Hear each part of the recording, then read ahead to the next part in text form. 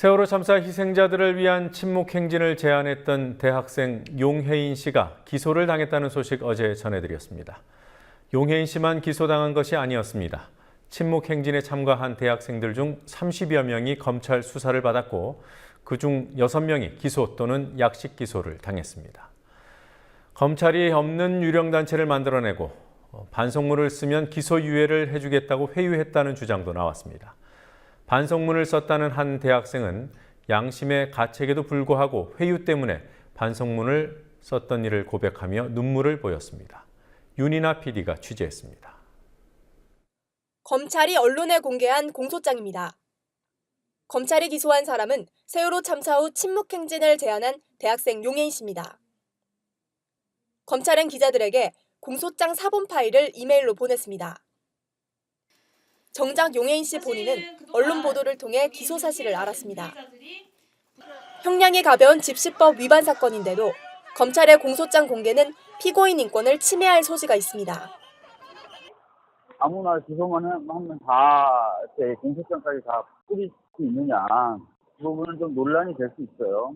국민들이 알고 싶어하는 사건일 경우에 무슨 있는데, 또 국민들이 이거를 공소장까지 해가지고 내용을 세세히 알고 싶을까요? 일종의 망신주기죠, 망신주기.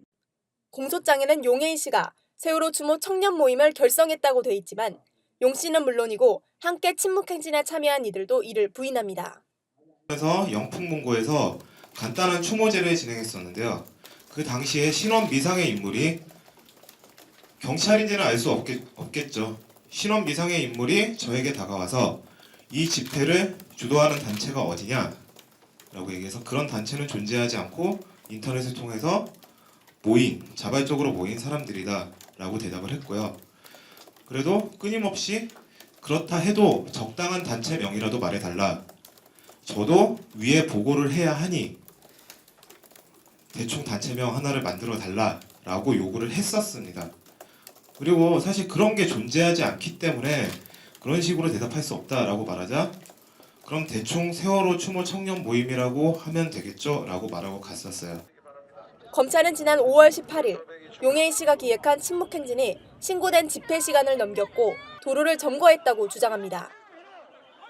하지만 용 씨는 신고된 집회 시간을 넘겨 행진이 이어진 것은 사실이지만 횡단보도를 건너려 할 때 경찰이 에워싸는 바람에 길을 터달라고 요구하며 연자 시위를 하게 됐다고 말합니다. 저희가 이미 집회 신고 장소인 동아면세점까지 가기 전에 이미 일민미술관에서부터 경찰한테 이렇게 막혀서 충돌이 있고 했던 상황이고요. 예. 건너가면서 이렇게 계속 실랑이와 이런 충돌이 있었던 거고, 그 이후에 침묵행진 계속 하려고 했는데, 경찰이 그 동아면세점 쪽에서 막아서면서 그 앞에서 이렇게 연자하고 했던 거죠. 5월 18일 침묵행진 당시 경찰은 150여 명의 참가자 중 100명을 연행했습니다. 6월 10일에는 침묵행진 참가자들이 행진이 끝난 뒤 다른 집회에 참석했다가 체포되기도 했습니다. 이렇게 5월 18일 또는 6월 10일 침묵행진에 참가했던 사람들 중 30여 명이 검찰 조사를 받았습니다. 이 과정에서 용혜인 씨의 휴대전화가 압수됐고 검찰이 카카오톡 대화 내용들까지 들여다본 사실이 드러나 논란이 일기도 했습니다. 용혜인 씨 등은 오늘 기자회견을 열고 검찰이 자발적인 세월호 추모 행동을 과도하게 탄압했다고 주장했습니다. 검찰 수사를 받고 기소유예 처분을 받은 대학생 안명진 씨는 반성문을 쓰면 기소유예 처분을 해주겠다는 검찰 수사관의 전화를 받았다고 당시 상황을 설명했습니다. 나이도 어리고 앞길이 창창하니 안 좋은 기록을 남길 필요 없지 않냐 이렇게 말로 타이르셔서 구석진 방에 가서 반성문을 쓰게 하셨습니다. 처음에 대략적으로 죄송하다 앞으로 이런 일 없게 하겠다라고 써서 갔더니 내용이 모호하니 다시 써라 하셨고 저는 어떻게 써야 하냐고 하다가 그 검사실에서 대기하시던 아버님께서 같이 가자고 하셔서 사실 그때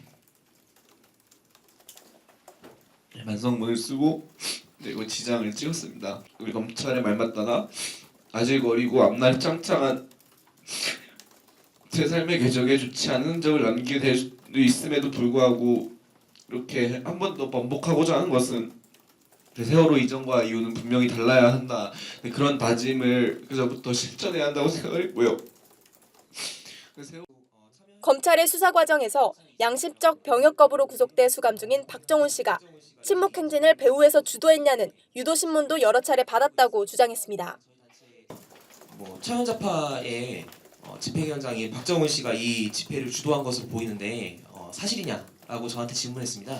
박정훈 씨는 4월 15일부터 이미 구속수감 중이었고 그래서 집회를 주도할 수 없는 사람이었다. 그래서 이 사실은 아니다라고 이야기를 했는데 저한테 계속 다른 사항을 다시 신문하다가 다시 박정훈이 시킨 게 아니냐라고 또 물어보고 아니라고 하면 또 다시 다른 사항을 신문하다가 다시 또 박정훈 씨가 시킨 게 아니냐고 저랑 같은 검사실에서 조사받았던 분들이 다 그런 질문을 받은 걸로 알고 있고요. 자기 마음대로 이 사건을 재구성하고 이를 통해서 좀 큰 공안 사건을 만들려는 게 아닌가라는 어떤 불안감 혹은 심증 이런 게 계속 들었습니다. 결국 검찰은 용해인 씨를 정식 기소한 외에 다른 대학생 5명도 약식 기소했습니다. 어떤 단체성을 부과함으로써 애초부터 불법이 기획됐었다. 또 그런 어떤 단체의 수괴가 용해인 씨다. 이런 것들에 대한 인상을 주기 위한 기소로 보여집니다. 최근 대법원 판례의 취지라고 보면은 미신고 집회나 신고 범위 일탈한 집회, 심지어는 금지 통고된 집회라 하더라도 평화롭게만 진행되면은 처벌하기가 어렵다, 처벌할 수 없다라는 것입니다. 특히나 이번 집회는 전 국민적으로 세월호 참사에 대해서 애도하고 분노하는 시기에 이루어진 것이고 그 방법도 침묵을 한 채 행진하는 것에 불과했습니다. 처벌을 시도하는 것 자체가 좀 무리한 것이라고 볼 수가 있습니다. 국민TV 뉴스 윤인아입니다.